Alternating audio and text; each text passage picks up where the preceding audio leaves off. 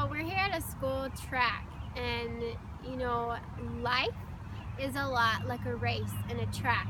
And if you look really closely to this track, you see I'm standing by number 1. But if you go a little further, there's 2, 3, 4, 5, 6, and so on. And you might say, why is it set up not straight across, but why is 8 so far ahead? But it has to do with where we're at on the track. This is a tighter corner going through here.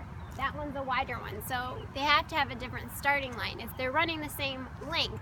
But I think a lot of times in our walk with the Lord, we might get caught up in, well, why is number 8 down there and I'm back here? And you can't see the circumference of this track.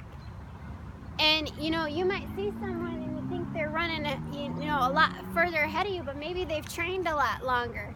Maybe they started at a younger age. And so we can get all caught up in looking at other people's lanes, and our eyes aren't even fixed on our own. And I know I've been guilty of that, where I felt like, man, I'm just not where I should be, or where they are, or what, where I think I should be. But God has a plan for each of us. We're all running the same track.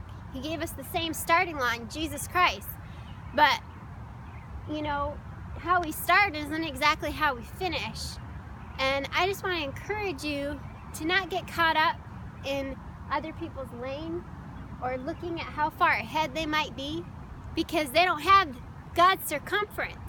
We don't have God's circumference. We may see in part the vision that God has for us, but we don't see the whole thing.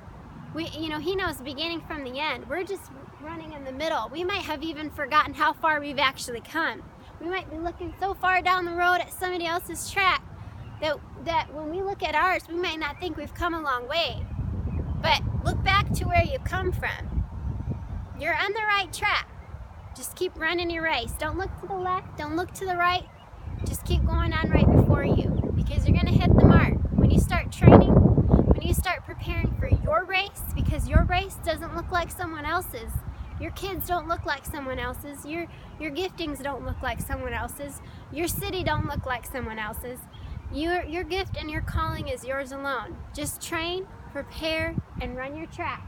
Keep in your lane. Don't look to the right or the left. God's got great plans for you. Stay focused.